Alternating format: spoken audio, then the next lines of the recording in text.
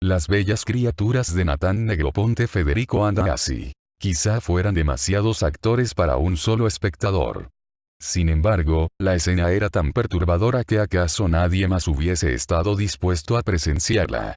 En apariencia, lo único que tenían en común los integrantes de aquel elenco, perfectos desconocidos entre sí, era su inquietante belleza. Mujeres de edades tan distintas compartían, sin embargo, una expresión beatífica. Ojos de miradas transparentes suspendidas en un punto ubicado fuera de este mundo y labios encarnados que mostraban una felicidad conmovida rayan en el llanto.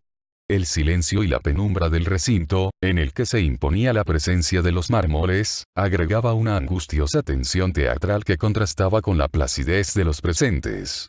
A pesar del mutismo, parecía haberse establecido una secreta comunión entre todos. Los hombres, fueran jóvenes, viejos o niños, exhibían unas sonrisas perfectas, peinados cuya naturalidad no parecía hecha por el vulgar paso de un peine, sino por una brisa, azarosa pero precisa, que les hubiese dejado una casual armonía. Las mejillas plenas de un color vital les conferían a todos una dicha difícil de comprender bajo esas circunstancias. Los trajes, los vestidos, las alhajas y los tocados eran tan elegantes como austeros. El vestuarista no podía ser mejor. Estaban todos espléndidos.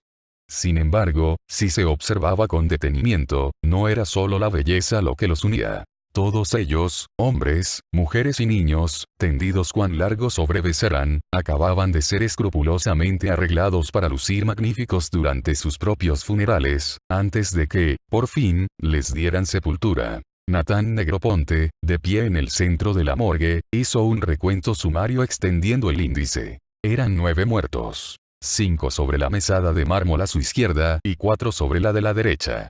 Nathan era un hombre afortunado. A sus 35 años podía jactarse de ganar un sueldo que le permitía vivir holgadamente haciendo el trabajo que más le gustaba: arreglar muertos y dejarlos presentables para el velatorio.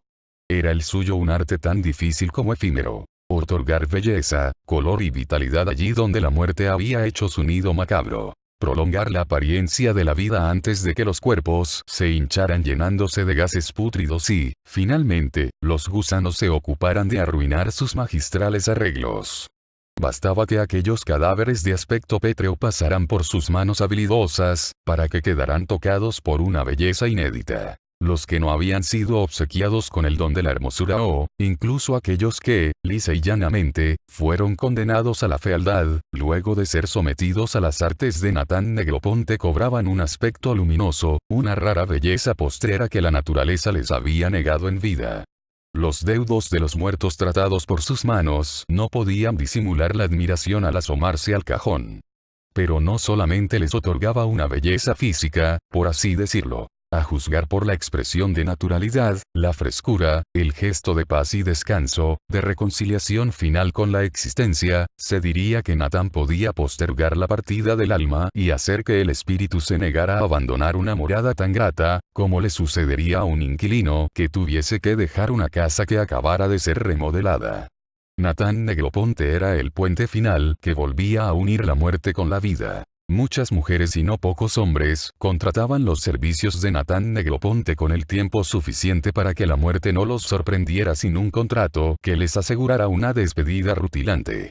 El dueño de la funeraria, un hombre de tez violácea, pelo ralo y crespo, cuya apariencia estaba más cercana a la de sus rígidos huéspedes que a la de los que aún conservaban el aliento vital, al ver cómo se había multiplicado la lista de clientes previsores desde que había tomado a Nathan, no podía evitar dos sentimientos antagónicos. Por un lado, la alegría de tenerlo en su negocio y, por otro, el temor a perderlo, ya que, habida cuenta de sus méritos, nada le impediría a su empleado ser dueño de su propia cochería en un futuro cercano.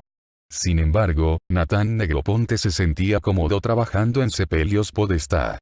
¿Cuántas veces el propio Nathan había leído y releído aquellas largas listas con nombres desconocidos de personas que aún estaban vivas, aunque cautamente preocupadas por su apariencia final? Y cada vez que alguien entraba en la oficina del señor Podestá para contratar sus servicios, Nathan, observando furtivamente a través de la persiana, no podía evitar imaginar cómo habría de quedar el interesado luego de que se sometiera a su tratamiento final. Examinaba al cliente con ojo profesional, anhelando cambiar lo antes posible su triste apariencia de mortal vulgar y del montón, para poner en evidencia, por fin, la belleza que se ocultaba tras las arrugas y los gestos con que el rigor de la vida, mucho más temible que el rigor mortis, deformaba a las personas. La muerte, en cambio, liberaba a la gente de todos aquellos pesares que ensombrecían la expresión merced a las arrugas, los pliegues, los surcos y las bolsas. Muchos creían que el secreto de Natán Negroponte consistía en derramar su propia belleza sobre los cuerpos que tocaba. Por cierto, era dueño de una hermosura inquietante que provocaba un inevitable escozor entre hombres y mujeres. Tenía una contextura delgada, viril y, a la vez, una expresión inciertamente femenina y maliciosa. El pelo largo y echado hacia atrás dejaba ver una frente inteligente y unos ojos azules, oblicuos y indiados que sabían mirar más allá de los engañosos y cambiantes estados de ánimo. Conocía el secreto para demorar los efectos de la muerte en el cuerpo y hacer nacer en los muertos un alma nueva y tan feliz como nunca soñaron tener en vida. La única condición que pedía Natán a su patrón era que nadie presenciara su trabajo. Natán Negroponte se sentía más a gusto entre los muertos que en el cambiante, impredecible, caótico y miserable mundo de los vivos. Vivir entre cadáveres, de hecho, le había permitido extender su espíritu infantil más allá de las breves fronteras de la niñez.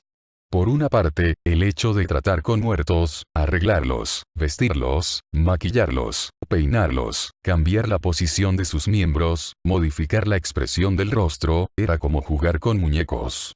Pero, por otro lado, les daba la oportunidad de vivir, por así decirlo, una segunda existencia, de reescribir su destino y, si lo merecían, darles el final feliz que no llegaron a concretar o, al contrario, castigarlos si acaso tuvieron una vida ruin y una inmerecida muerte plácida. Por la misma naturaleza de su trabajo, Natán, todos los días, refutaba una creencia tan falsa como extendida, que la muerte es un punto final. Muy por el contrario, él podía comprobar que la muerte solía llegar de manera inesperada dejando un capítulo inconcluso, un relato cuyo final no tenía ningún sentido narrativo. En general, la muerte no se presentaba como un prolijo signo de puntuación, sino como un brutal guadañazo que derramaba el tintero sobre las páginas del rutinario diario de la existencia. Así, antes de que fuesen enterradas, las criaturas de Natán Negroponte tenían la posibilidad de un juicio final que les permitiera una justicia postrera aquí en la tierra. Más precisamente, unos cuantos centímetros bajo tierra. El empleado más solicitado de la cochería Podestá tenía la convicción, por ejemplo, de que aquella chica de 17 años, pálida y con la cara llena de piercings que, según consignaba la autopsia, había muerto a causa de la mezcla de un par de pastillas rojas con medio litro de vodka, no merecía ese final precoz y patético. Imaginaba una madre demasiado preocupada por tonterías, dueña de una frivolidad que la había llevado, hacía mucho tiempo, a dejar de escuchar a su hija, abandonándola a su solitaria suerte. Así, harta de suplicar en silencio la atención de su madre, la muchacha urdió aquel acto sin sospechar que habría de ser el último. Sin dudas hubiese merecido no ya otra muerte, sino, más bien, otra madre. Frente a ella, sobre la mesada de mármol opuesta, yacía una mujer joven que, acaso, no había tenido los hijos que hubiese deseado. Entonces, Natán cargó entre sus brazos a la muchacha de los piercings y la acomodó junto a la que habría de ser su nueva madre, la que debió haber tenido. Hizo que se abrazaran muy fuerte, protegiéndose mutuamente, dándole a la una el cobijo que tanto hubiera necesitado y poniendo a la otra en el lugar vacío de los anhelos por siempre postergados.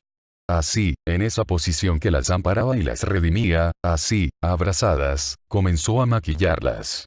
De esa situación infantil y maravillosa fue surgiendo la expresión de reconciliación con la vida, de felicidad completa.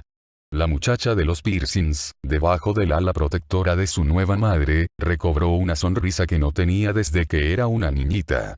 Natán solo debía acompañar la expresión surgida de la escena, moviendo con su dedo índice los músculos todavía dóciles de la cara antes de que sobreviniera el rigor mortis. La mujer, por su parte, plena de una alegría que creía inalcanzable al momento de morir, apenas ayudada por la mano de Natán, cobró el gesto que solo tienen las madres al contemplar a sus hijos felizmente dormidos. Solo entonces las separó poniendo a cada una en un ataúd, pero dejándolas con la tranquilizante convicción de que ambas estaban en paz y plenas de amor. Una vez más, Natán había obrado el milagro cotidiano. Lo mismo hizo con la vieja de pelo hirsuto y el muchacho rapado, inventándoles una historia que les devolviera la paz que la existencia les había arrebatado. Y así, como un director de teatro, fue procediendo con todas sus criaturas, tramando argumentos, cerrando heridas y concluyendo historias. Sabía que las biografías verdaderas eran siempre relatos irresueltos, hechos con tramas insignificantes, vulgares y olvidables. Como un demiurgo, otorgaba destinos y proponía finales novelescos. Era razonable y comprensivo aunque, llegado el caso, en nombre de una justicia extraña, que no era ni la de los hombres ni la de los dioses, podía ser cruel y despiadado. Así, emprendía monólogos poniéndose en la piel de los muertos, haciéndolos hablar con su voz, moviéndolos cual marionetas. Claro que no era una tarea sencilla alzar, trasladar y mover cuerpos inertes. De hecho, cada acto le demandaba un esfuerzo titánico. En estas ocasiones, empapado en sudor a pesar de la refrigeración de la morgue, Natán solía quitarse la ropa. Con el torso descubierto o, llegado el caso, completamente desnudo, con sus músculos fibrosos y alargados, tensos como una cuerda, levantaba a los muertos, agitaba sus brazos y sacudía sus cabezas como si se tratara de leves muñecos de trapo y no de despojos verdaderos hechos de huesos, nervios y carne.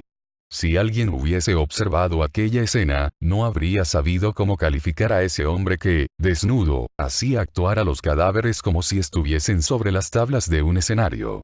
A cualquier ocasional espectador se le habría helado la sangre al ver esos cuerpos inertes moviéndose cual actores. Incluso al más experimentado de los sepultureros le habría dado pavor escuchar hablar a los muertos con una variedad de voces e inflexiones tan diversas que nadie podría sospechar que provenían de una misma garganta. Natán podía componer la voz de un anciano, la de una mujer sensual o la de una niña. Los hacía discutir o declararse amor eterno y les deparaba parlamentos cuyas palabras no parecían corresponder a un mismo y único cerebro. Eran actos aterradores. Sin embargo, lo único que guiaba el proceder de Natán era uno y muy preciso: hacer surgir la belleza de los cuerpos en su momento final. Cualquiera fuese la conclusión de un eventual espectador, había un hecho incontestable. Aquellos muertos, una vez presentados en el cajón, jamás se habían visto tan plácidos, serenos y, sobre todo, tan bellos. A veces podía ocurrir que faltara algún personaje que completara la escena, pero, igual que los chicos cuando juegan, se las componía para que todo se encarrilara hacia un final feliz. Sin embargo, una tarde habría de suceder algo que estaba fuera de sus cálculos. Natán Negroponte era un hombre solitario. Su carácter taciturno lo había alejado de su familia, no tenía amigos ni hablaba con sus escasos compañeros de trabajo. El mundo de los vivos era para él un lugar hostil y temible sobre el cual no tenía ningún control. En su pequeño reino de los muertos, en cambio, él era el emperador, el que otorgaba la justicia, dictaba las sentencias y manejaba a su antojo la voluntad de sus obedientes súbditos.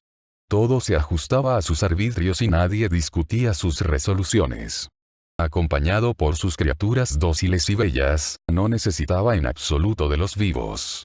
Los mortales, en su apuro por aprovechar el breve tiempo que tenían sobre este mundo, vivían en un horripilante caos de urgencias sin sentido. La ciudad crecía sin armonía ni belleza. En su gélida fortaleza de los subsuelos, la morgue de Sepelios Podestá, reinaba, en cambio, la misma armoniosa hermosura de los recintos en los que descansaban los antiguos faraones. Al contrario que la mayoría, Natán encontraba en la idea de la muerte un consuelo para el pesar con el que sobrellevaba la existencia. Sin embargo, había una sola cosa que le provocaba terror al pensar en su propia muerte: el hecho de saber que no había nadie en este mundo que tuviese su mismo talento. Solo imaginar que su cadáver iba a quedar en manos de un torpe sepulturero, que su cuerpo iría a parar a un cajón sin que nadie supiera cómo presentarlo ante el supremo momento de la muerte con dignidad y belleza, le causaba un desasosiego irreparable. Lo atormentaba la idea de que la conclusión de su vida iba a ser un mero trámite burocrático, un formulario gestionado en un despacho de una oscura obra social. En fin, salvo estos asuntos, ninguna otra cuestión atinente al mundo de los vivos le despertaba mayor interés. No había nada que no pudiese obtener de sus criaturas. Conocía todas las alternativas de la vida a partir de su relación con los muertos. Había tenido muchas más novias que la mayor parte de los jóvenes de su edad. Tuvo romances frívolos y también apasionados, algunos amoríos olvidables y otros indelebles en su memoria, aunque todos fueron igualmente fugaces. Ninguna mujer podía durarle más tiempo que el que separaba la llegada a la morgue de la partida hacia el cementerio. Su relación más duradera fue con una mujer que debió permanecer una semana en el sótano de la cochería a causa de un trámite legal. Sin embargo, se trató de una de las experiencias amorosas menos felices para Nathan, ya que ella, literalmente, se pudrió. Salvo por el hecho de que los seres humanos con los que se relacionaba no gozaban del soplo vital, la vida de Nathan Negroponte no era muy diferente de la de los demás. Nada le impedía mantener sexo cuando a alguien le gustaba, hubiera amor o no. Por otra parte, escribir destinos ajenos solía deparar conflictos y discusiones entre sus criaturas, pero también reconciliaciones y festejos. Entre las cuatro paredes de la morgue, Nathan ofició casamientos y divorcios, selló pactos de sangre, hizo nacer amistades y provocó traiciones, como lo hiciera un genial libretista. Todo funcionaba a la altura de su talento de dramaturgo, hasta que el imprevisible mundo de los vivos se mezcló con el preciso reino de los muertos. Los días que no trabajaba, Nathan se dedicaba a errar por la ciudad. No por la polis caótica y ruidosa de los mortales, sino por las silenciosas, serenas y ordenadas calles de la necrópolis. Paseaba entre los panteones monumentales presididos por apellidos patricios, se perdía por las callejuelas a cuyos lados se levantaban los mausoleos descuidados de las familias venidas a menos, bordeaba el camposanto sembrado de cruces torcidas, se sentaba a leer a la sombra de los pabellones en los que se apilaban las criptas y allí, mientras veía salir el humo de los hornos crematorios, se sentía una pieza fundamental de la gran maquinaria que daba vida a la muerte. Fue en ese lugar donde conoció a la primera mortal que, según pensó Nathan, no necesitaba de sus oficios para que brotara la hermosura desde los barrotes tras los cuales la vida confinaba a la belleza. Era dueña de la armonía, propia de los muertos, de quien se ha desembarazado de los pesares que impone la existencia cotidiana. La vida no había dejado sobre ella las marcas de la angustia ni las huellas del sufrimiento. A juzgar por su semblante, no se percibía que hubiese pagado el gravoso precio de vivir. De no haber sido porque veía cómo pasaba las hojas de un libro mientras se acomodaba el pelo, negro y pesado, Nathan hubiera asegurado que la muchacha sentada junto a una de las criptas estaba perfectamente muerta. Por primera vez, sintió el impulso irrefrenable de acercarse a un mortal y establecer contacto. Pero se había desacostumbrado a hablar con los vivos. De hecho, Nathan se incorporó, caminó hacia ella y, cuando estuvo a unos pocos pasos, se quedó mirándola sin saber qué decir. Ella alzó la vista y, cuando vio aquellos ojos penetrantes observándola fijamente, sintió un estremecimiento hecho de atracción y temor. Pero pudo más el miedo. La muchacha cerró el libro, se puso de pie y caminó hacia la salida con paso decidido. Si hasta entonces Nathan estaba deslumbrado, cuando la vio de pie y pudo apreciar sus piernas largas, torneadas, y su estatura discrepante con su cara niñada, quedó pasmado. Caminó tras la muchacha siguiendo su andar veloz. Ella, al verse perseguida, corrió hasta alcanzar la puerta. Empezaba a oscurecer. No se veía a nadie en el cementerio. La muchacha, acaso llevada por un instinto primario, comprendió que si seguía corriendo iba a ser alcanzada fácilmente. Como si la acechara un perro salvaje, bajó la vista y, mirando el suelo, caminó simulando indiferencia. Pero su corazón latía con el ritmo del galope de un caballo. De pronto, pudo comprobar que el desconocido se había puesto a la par de ella y le hablaba con una delicadeza y una amabilidad muy diferentes de su mirada. Un poco con la intención de desembarazarse del hombre por las buenas y otro poco para tranquilizarse, dejó que se entablara un diálogo trivial. Así, él se enteró de que el nombre de aquella muchacha pálida, de aspecto bellamente mortuorio, era Ofelia. Según le dijo, había ido al cementerio a visitar a su padre, muerto hacía 5 años. A medida que la charla iba avanzando junto con el anochecer, la inquietud de Ofelia fue dejando lugar a una confianza incipiente hasta que, por fin, se dejó caer bajo la fascinación de aquellos ojos azules y indiados.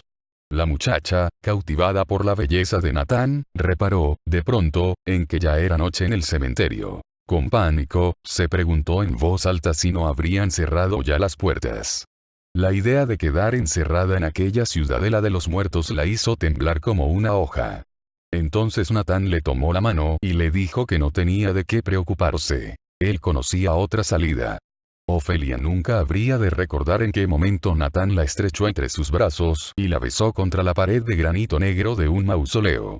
Por encima de ambos se elevaba la escultura de una mujer envuelta en una mortaja, iluminada apenas por una luna rojiza. El miedo y el placer se alternaban para erizar la piel marmórea de Ofelia. Por su parte, era la primera vez que Natán sentía una boca caliente y húmeda, el pulso acelerado de una mujer y no pudo, tampoco, evitar un acceso de terror ante lo desconocido. No toleraba la idea de que ese cuerpo que se apretaba contra el suyo tuviese voluntad propia y se conmoviera según un impulso diferente del de sus arbitrios. A un mismo tiempo, cada uno por sus propios motivos, extendieron los brazos para separarse. Todavía no era el momento. Ella le explicó que tenía novio, Víctor. En realidad, se corrigió, acababan de romper, pero no era una decisión definitiva. Natán permaneció en silencio. No podía explicarle que era la primera vez que besaba a una mujer viva. ¿Cómo decirle que su última novia estaba, horizontal y desmejorada, tras la pared sobre la cual estaban apoyados? En fin, pensó, ya habría tiempo para explicarle todo. Ella, súbitamente crispada por los recuerdos y la sordidez del lugar, le suplicó que la llevara hasta la salida. Aquel encuentro fue el comienzo de una relación conflictiva para ambos. Ella se abatía como el péndulo de un reloj, yendo y viniendo hacia Víctor. El que había sido su novio. Durante tantos años, desde la adolescencia, era a veces un recuerdo enterrado en el pasado, por momentos un presente griego del que no sabía cómo desembarazarse y, en todos los casos, una incertidumbre a futuro. Lo cierto es que Ofelia no podía tomar una decisión. Cuando estaban juntos, después de algún tiempo ya no se toleraban y, cuando estaban separados, necesitaban verse con desesperación. No fue casual que Natán llegara a la vida de Ofelia en el momento en que estaba distanciada de Víctor. Pero lejos de ver en su nuevo y extraño amigo un resquicio de claridad que iluminara su complicada existencia, ella encontró en Natán otro elemento que sumaba incertidumbre y confusión. Natán Negroponte le resultaba a Ofelia tan hermoso como oscuro e inexpugnable. De hecho, ni siquiera sabían qué ocupaba la mayor parte de su tiempo, ya que él, por temor a que ella pudiese alejarse, jamás se había atrevido a confesarle en qué consistía su trabajo. Por su parte, la nueva amistad con Ofelia era para él la antesala de una puerta a la que no se atrevía a asomarse: el intrincado mundo de los vivos. Dicho claramente, Natán estaba enamorado, aunque no exactamente de Ofelia, sino de su aspecto bellamente mortuorio. Todo en ella le resultaba perfecto, salvo por un nimio detalle: que acaso fuera capaz de escribir su propio destino como suelen hacerlo los mortales. Sin embargo, desde el día en que la vio en el cementerio, Natán supo que entre Ofelia y la muerte existía un nexo mucho más estrecho que el de su apariencia pálida y su lánguida figura. No era solo el aniversario de la muerte de su padre lo que la había llevado a encontrar refugio en el frío pabellón de las criptas. Natán todavía la recordaba leyendo con la espalda apoyada contra la tapa de los nichos con la placidez de quien está en su propia casa. Desde el momento en que la vio tuvo la certeza de que la muerte le era consustancial, que apenas si se diferenciaba de las esculturas gélidas que adornaban los panteones. Víctor no tardó en descubrir que la súbita desaparición de Ofelia, las evasivas a sus llamados, las vacilaciones y las excusas inverosímiles tenían un motivo. La noche que decidió esperar oculto dentro de su auto a que Ofelia saliera de su casa para seguirla, Víctor albergó la sospecha de que ella iba a encontrarse con alguien. Y lo confirmó. Vio cómo ella se aproximaba con paso alegre hacia un hombre alto y delgado en el parque lindero con el cementerio y luego se perdían juntos en la oscuridad serpenteando el camino de grava. No quiso seguirlos a pie. Allí se quedó, dentro del auto, fumando, hasta que, casi 2 horas más tarde, aparecieron desde el mismo camino por el que se habían ido. Para su desconcierto, Víctor pudo ver cómo se besaban en la boca y luego se separaban tomando direcciones opuestas. En ese momento, no pudo sustraerse a la tentación de seguirlo a él, de averiguar quién era, dónde vivía. Bajó del auto y caminó tras los pasos de Nathan a una distancia cauta, enfundado en las solapas del sobretodo, un poco para ocultar su cara y otro poco para protegerse del frío que le cortaba la piel. A Víctor le sorprendió que, a pesar del viento helado, aquel hombre apenas llevara una camisa y un saco. Por otra parte, descubrió que debía esforzarse demasiado para seguir el paso ágil y veloz de Nathan. A causa del frío y del esfuerzo, Víctor respiraba con agitación, echando vapor por la boca y la nariz. Le llamó la atención que su perseguido no exhalara vapor alguno, como si respirar no le fuese necesario. Nadie más que ellos caminaba por el bulevar. De manera inesperada, Nathan se detuvo frente a la puerta de servicio de Sepelios Podestá, extrajo la llave del bolsillo y la hizo girar rápidamente en la cerradura. A Víctor se le congeló la sangre cuando el hombre, antes de entrar, giró sobre su eje y le clavó una mirada en el centro de sus ojos, como si siempre hubiese sabido que lo estaba siguiendo. Sin dejar de mirarlo, Nathan le dedicó una sonrisa mefistofélica y, solo cuando Víctor, aterrado, pasó por detrás de él, entró y cerró la puerta a sus espaldas. Petrificado por el miedo y la intriga, Víctor, de pie en la esquina de la cochería, vio como unos segundos más tarde se encendía la luz del altillo. Así, pudo saber lo que todavía Ofelia ignoraba, que Nathan vivía en la casa de Sepelios. Víctor intuyó que ese hombre nada bueno podía depararle a la que todavía consideraba su novia. Mucho menos, cuando, poco tiempo después, habría de descubrir otros asuntos no menos oscuros. Durante varios días Víctor intentó comunicarse con Ofelia, pero una y otra vez iba a dar al buzón de mensajes. Una noche, dispuesto a confirmar sus sospechas, durante un multitudinario funeral que se celebraba en la cochería Podestá, aprovechó para mezclarse entre el gentío y así, confundido con los deudos, entró en el local. Avanzó entre familiares y amigos del muerto, saludando con una inclinación de cabeza y dando el pésame a las mujeres llorosas que obstaculizaban las puertas. Logró abrirse camino hasta llegar a un pasillo oscuro. A medida que avanzaba, los llantos se hacían más lejanos hasta que aquella letanía se extinguió por completo igual que la luz. Caminó a tientas mientras sus ojos se acostumbraban a la penumbra, y se topó con una escalera. Desde abajo soplaba una corriente de aire helado proveniente de la morgue. Arriba, dedujo Víctor, debía estar el acceso al altillo que se había iluminado el otro día al llegar Nathan. Víctor se debatía entre subir o bajar, cuando descubrió la figura enorme del dueño de la cochería, que preguntaba: ¿Quién anda ahí? Al muchacho se le cortó el aliento al ver que el hombre extraía una navaja de la cintura y, con una linterna, avanzaba hacia la escalera. A esa misma hora, Ofelia iba a encontrarse con Nathan en el parque. Ambos sabían que sería una noche de revelaciones. Hasta ese momento nunca habían tenido un encuentro a solas. Siempre se veían en lugares públicos. De día, en el cementerio. De noche, en el parque. Habían postergado el encuentro íntimo tanto como les fue posible, cada uno por diferentes motivos. Él no se había atrevido todavía a confesarle en qué consistía su trabajo ni, mucho menos, a que conociera su pequeño cuarto en los altos de la funeraria. Ella nunca le había entregado su cuerpo a ningún hombre. Sin embargo, el momento del encuentro a solas, a esa altura, se había tornado impostergable. Nathan le hizo prometer a Ofelia que no se espantaría al ver su cuarto. Ella pensó, claro, que era una alusión al desorden o, acaso, a la modestia de la casa. Y Ofelia le suplicó que fuese paciente y comprensivo con su cuerpo inexperto. Si algo no le faltaba a Nathan era, precisamente conocimiento en la materia. Ambos asintieron comprometiéndose a cumplir su parte del pacto, luego de lo cual se encaminaron, al fin, hacia la casa de Nathan. Víctor, oculto detrás de un panel que cubría la baranda de la escalera, veía como el círculo de la linterna reptaba por los escalones y se deslizaba por la pared aproximándose hasta donde estaba él. En ese momento giró la cabeza y, justo enfrente de su cara, vio brillar un par de pupilas en el centro de unos ojos rojos como el fuego. Contuvo un grito que intentó brotar de sus entrañas cuando vio unos colmillos que asomaban desde aquella cara triangular. Ofelia caminaba enlazando sus dedos con los de Natán. Apretaba la mano de su amigo con una mezcla de temor y ansiedad. Lo miró a los ojos. Él le devolvió una sonrisa que quiso ser cómplice, pero ella descubrió un albur incierto que no llegó a descifrar. Sin embargo, decidió confiar en Natán y cumplir su parte del trato. Así, con paso resuelto, avanzaban por el bulevar. Víctor tardó en comprender que aquella pequeña cara satánica que estaba junto a la suya era la de una rata que, ciertamente, estaba más asustada que él.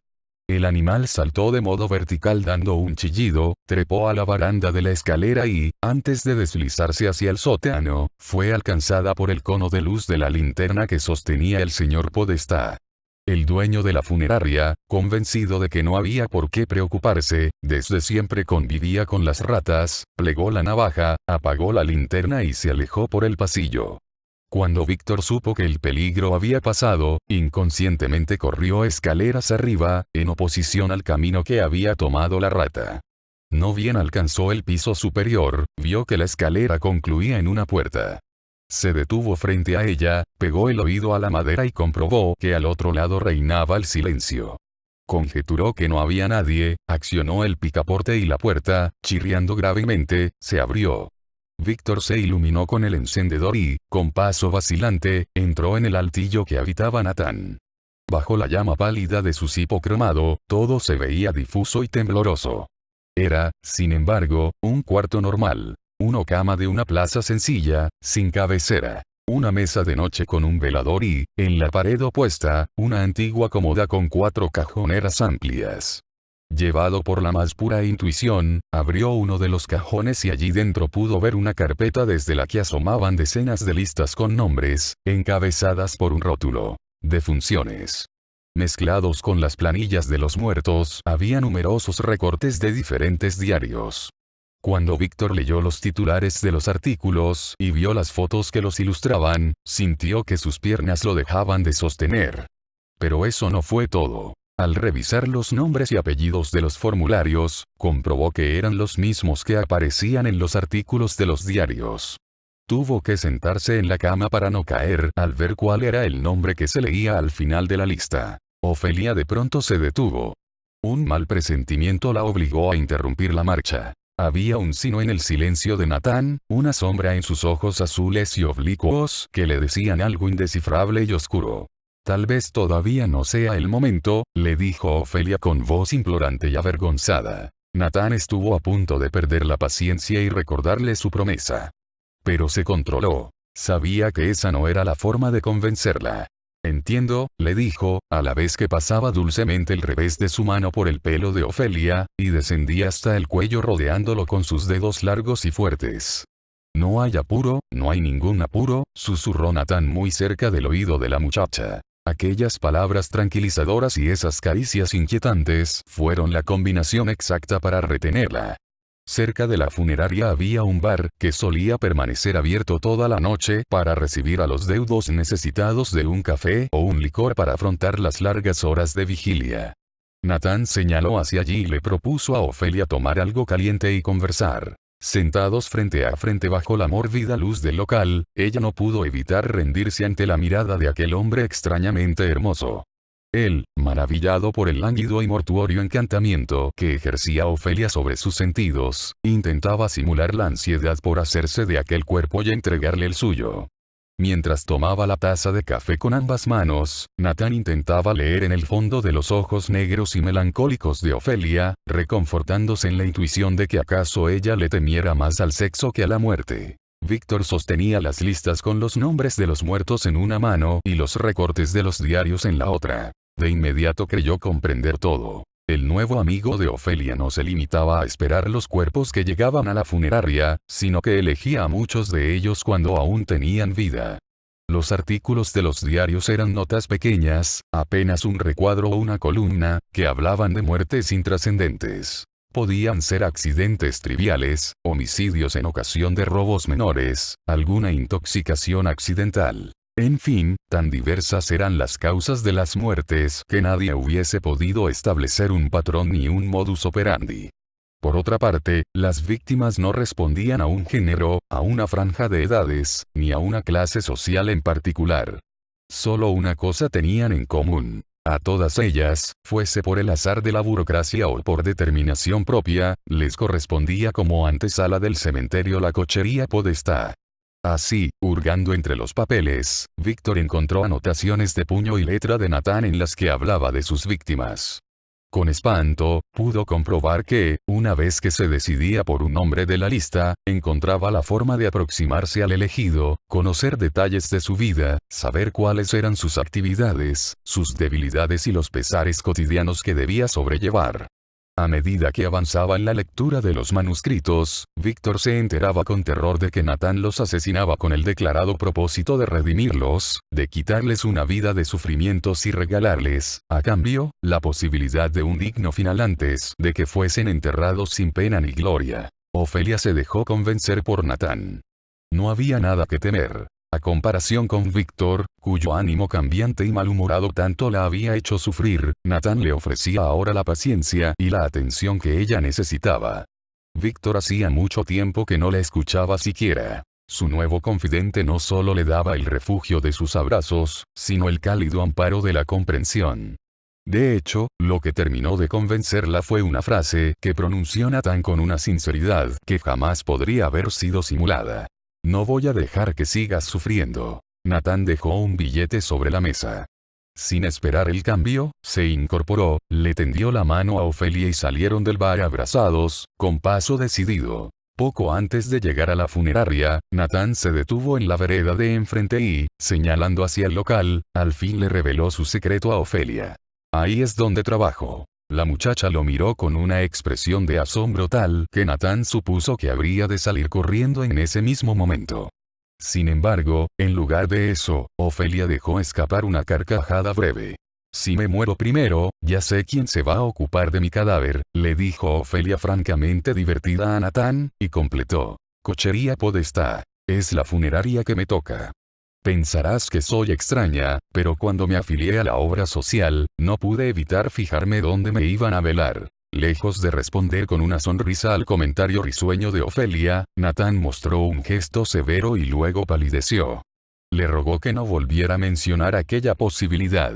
No te vas a morir antes que yo, le dijo con una seriedad que no se correspondía con el tono jocoso de la frase de Ofelia. La muchacha le hizo ver que no hablaba en serio y, para clausurar el diálogo, lo abrazó fuertemente y lo besó.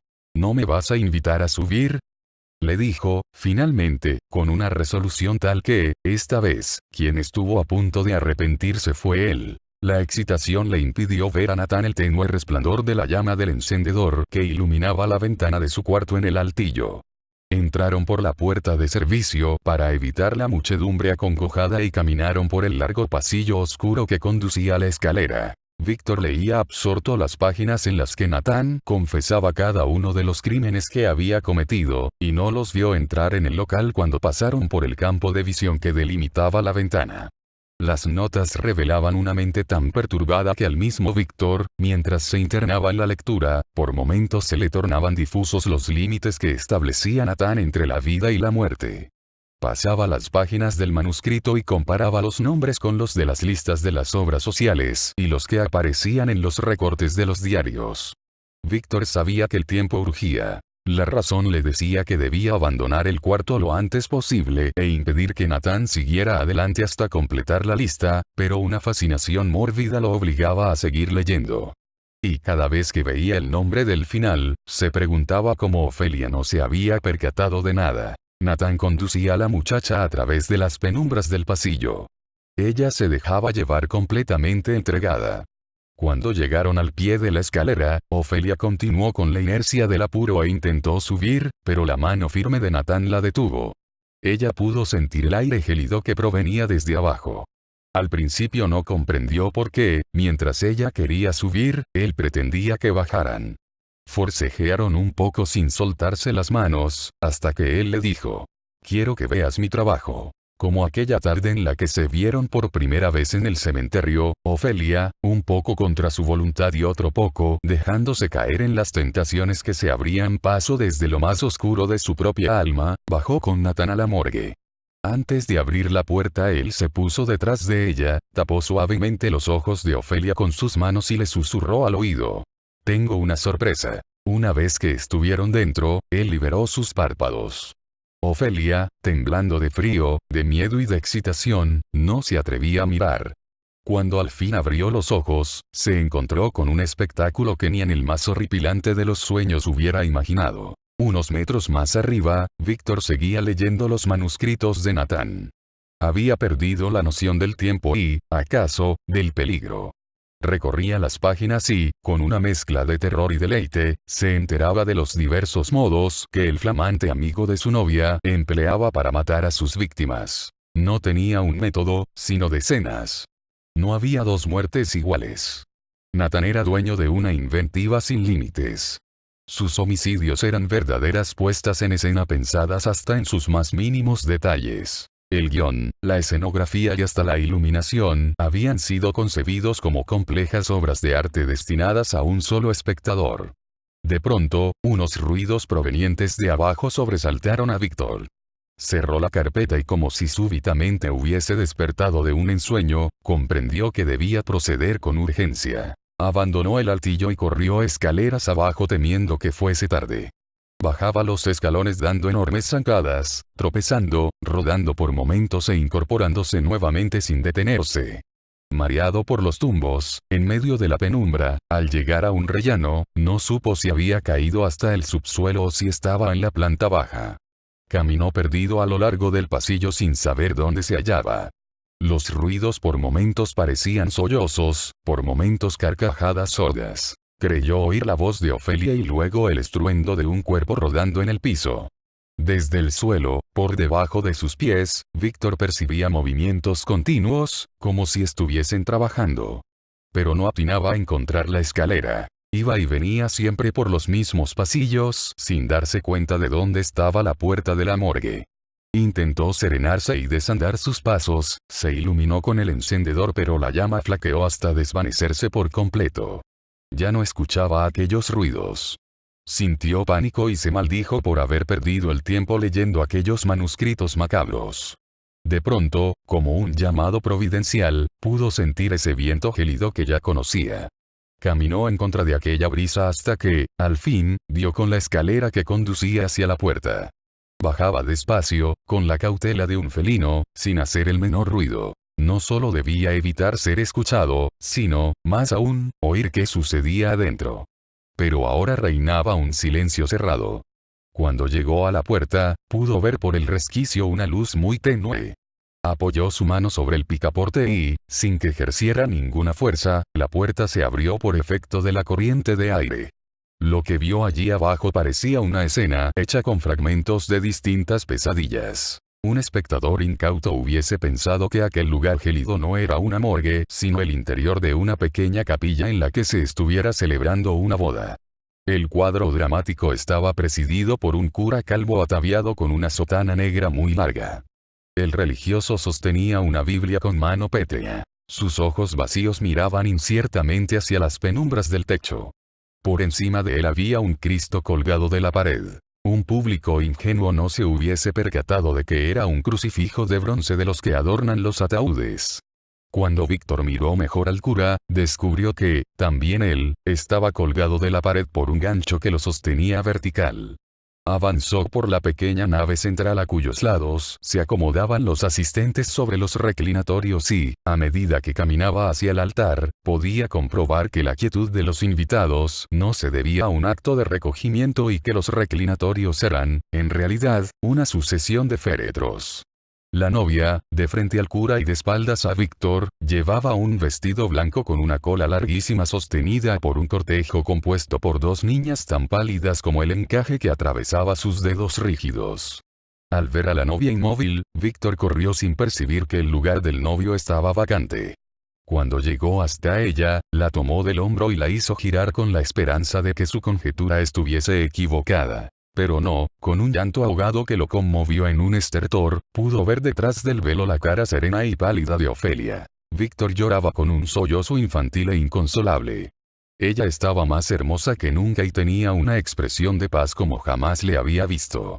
pero además parecía conservar el aliento vital. De hecho, Víctor hubiera jurado que desde sus labios había brotado un hálito vaporoso. Cuando se acercó un poco más para comprobar si aún tenía pulso, vio con espanto cómo la cara de Ofelia se transformaba en una mueca de odio visceral y contenido y, con una voz cargada de rencor y sarcasmo, le decía: «Mi amor, te estaba esperando.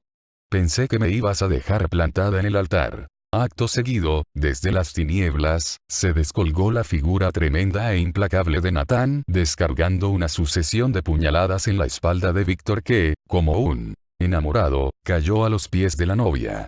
Solo entonces, en el momento postrero, Víctor comprendió por qué su nombre aparecía en el final de la lista. Ofelia, con una sonrisa feliz, miró a Natán y le dijo: «Señor padrino, por favor prosigamos con la boda». Como dos niños que jugaran a las muñecas, Ofelia y Natán continuaron con aquella ceremonia íntima y secreta. Ella misma tuvo el privilegio de dejar presentable al novio. Lo vistió, lo peinó y lo maquilló con mano maestra. Natán, admirado del talento de su nueva amiga y discípula, contempló la obra maravillosa que había hecho con Víctor. Jamás había visto un novio tan espléndido. Natán sonrió con satisfacción. Ahora sí podía morir tranquilo. Por fin había encontrado a alguien que se ocupara de escribir las últimas páginas de su existencia y de dejar su cuerpo presentable el día en que la muerte viniera a buscar a su siervo más fiel.